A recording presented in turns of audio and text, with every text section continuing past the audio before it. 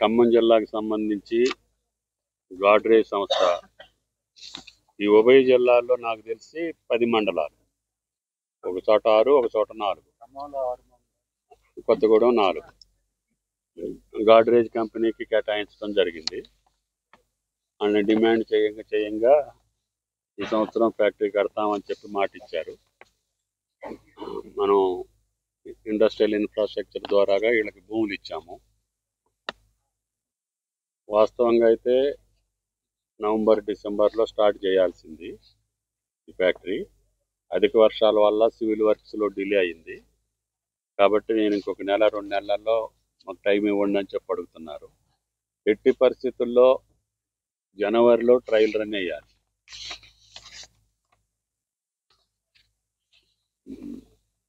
కాబట్టి దయచేసి, ఎందుకంటే మా రాష్ట్రంలో పండిన పంట ఇతర రాష్ట్రాలకు వెళ్తుంది.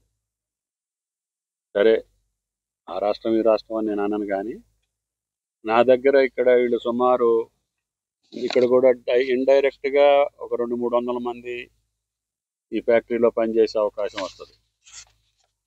ఇండైరెక్ట్గా కూడా ఒక 700-800 మందికి ఈ ఫ్యాక్టరీ ద్వారా కార్యక్రమం వస్తుంది. ఇక్కడ రిఫైనరీ కూడా ఉంది వాళ్ళ ప్లానింగ్లో. ఇప్పుడు వరకు మన దగ్గర రిఫైనరీ లేదు. అన్నిటికంటే గౌరవ ముఖ్యమంత్రి గారు మొదటిసారి దావోస్ వెళ్ళినప్పుడు ఈ గాడ్రేజ్ కంపెనీ తోటి సీడ్ గార్డెన్ కూడా మేము మెమోరాండమ్ ఆఫ్ అండర్స్టాండింగ్ అయ్యాం కంపెనీ తోటి. అది ల్యాండ్ ఎక్విజిషన్లో డిలే అయింది. సీఎం గారు పదే దాని మీద ప్రెషర్ పెడుతున్నారు. ఎట్టి పరిస్థితుల్లో వాళ్ళకి ఆ 60 acres కూడా సీడ్ గార్డెన్కి. ఎందుకంటే భారతదేశంలో ఇంతవరకు ఆయిల్ ఫామ్కి సంబంధించిన సీడ్ గార్డెనే లేదు. ఆ స్ప్రౌట్స్ తయారు చేసేది అది కూడా వీళ్ళకి 7-8 సంవత్సరాలు పడుతుంది. ఇప్పుడు ఇస్తే కూడా ప్రాసెస్ చేసి మన దేశంలో ఇతర దేశాలకు వెళ్ళి తెచ్చుకోకుండా మనకు కావాల్సినటువంటి రకాన్ని మనం తయారు చేసుకోవాలి. మన దేశంలోనే దాన్ని ఉత్పత్తి చేయాలనే ఉద్దేశంతో గౌరవ ముఖ్యమంత్రి గారు ఈ కంపెనీని ఇక్కడికి ఆహ్వానించడం జరిగింది. తప్పకుండా ఈ సంవత్సరం ఆ మిగతా ల్యాండ్ కూడా వాళ్ళకి అప్పచెప్పి సీడ్ గార్డెన్ తోటి పాటు R&D రీసెర్చ్ అండ్ డెవలప్మెంట్ కూడా ఆ కంపెనీ పెద్ద ఎత్తున ప్రమోట్ చేయాలని. వాళ్ళు భారతదేశంలో ముఖ్యంగా ఇప్పటికీ 70% మనం ఇంపోర్ట్ చేసుకుంటున్నాం. ఇందాక మీకు చెప్పినట్లుగా 100 లక్షల మెట్రిక్ టన్నులు మనకి వినియోగం ఉంటే కేవలం 3 లక్షల మెట్రిక్ టన్నులే మన దగ్గర ఉత్పత్తి ఉంది. అంటే ఇంకా 97 లక్షల మెట్రిక్ టన్నులు మనం వివిధ రూపాల్లో మనం బయట నుంచి తెచ్చుకుంటున్నాం. కాబట్టి ఈ పామ్ ఆయిల్ పంటకి కొన్ని వేల సంవత్సరాల దాకా మీకు డిమాండ్ ఉంటుంది.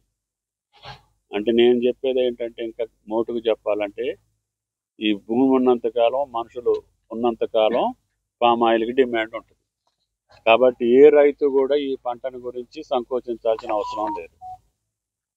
నూనె లేకుండా వంట లేదు, వంట లేకుండా నీ బతుకు లేదు.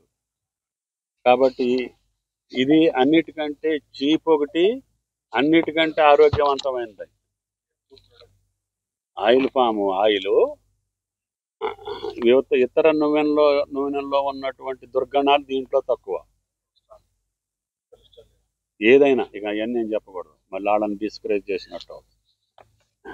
ఈ ప్రోడక్ట్లో ఆరోగ్యానికి మంచిది, ఆదాయం వేరే నూనె పంటలు వేసేదానికంటే ఎక్కువ ఎక్స్ట్రాక్ట్ చేయవచ్చు ఇందుట్లో ఆయిల్. అంటే ఎకరానికి ఇప్పుడున్న రేటు దగ్గరికి 20,000 ఉంది. దీని భవిష్యత్తులో కేంద్రాన్ని మేము 25,000 మినిమం గ్యారంటీ ప్రైస్ కింద ఫిక్స్ చేయమని చెప్పి మన రాష్ట్ర తరఫున డిమాండ్ చేస్తున్నాం. త్వరలో దక్షిణాది రాష్ట్రాల మంత్రులందరం కలిసి ప్రధానమంత్రిని కలవదలుచుకున్నాం. ఎందుకనంటే వాళ్ళు ఇంపోర్ట్ డ్యూటీ గతంలో 44 ఉండేది, దాన్ని 0 చేశారు. కేంద్ర ప్రభుత్వంలో ఎన్నికలు వచ్చినప్పుడల్లా వినియోగదారులను సంతృప్తి పరచడం కోసం మాత్రమే ఇంపోర్ట్ డ్యూటీ తగ్గించి ఆయిల్ రేట్లు తగ్గించినామని చెప్పుకోవడానికి వాళ్ళు ఆ ఫార్ములా పెట్టుకుంటున్నారు. నేనేమంటున్నా, రైతులకు నష్టం చేస్తున్నారు. కాబట్టి లక్షలాది మంది రైతులు మీరు ఇతర దేశాలకు లాభం జరిగేటట్టుగా భారత రైతులకి నష్టం జరిగేటట్టుగా మీ యొక్క ఇంపోర్ట్ పాలసీ ఉంది. మొన్న ఒక ఆర్టికల్ రాశా కదా నేను.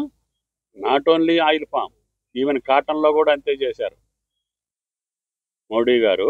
అమెరికా ఫ్రీగా local to global news at your fingertips. మీ చేతిలో ఒక ఆయుధం. Download R TV app. Media legend Ravi Prakash is back.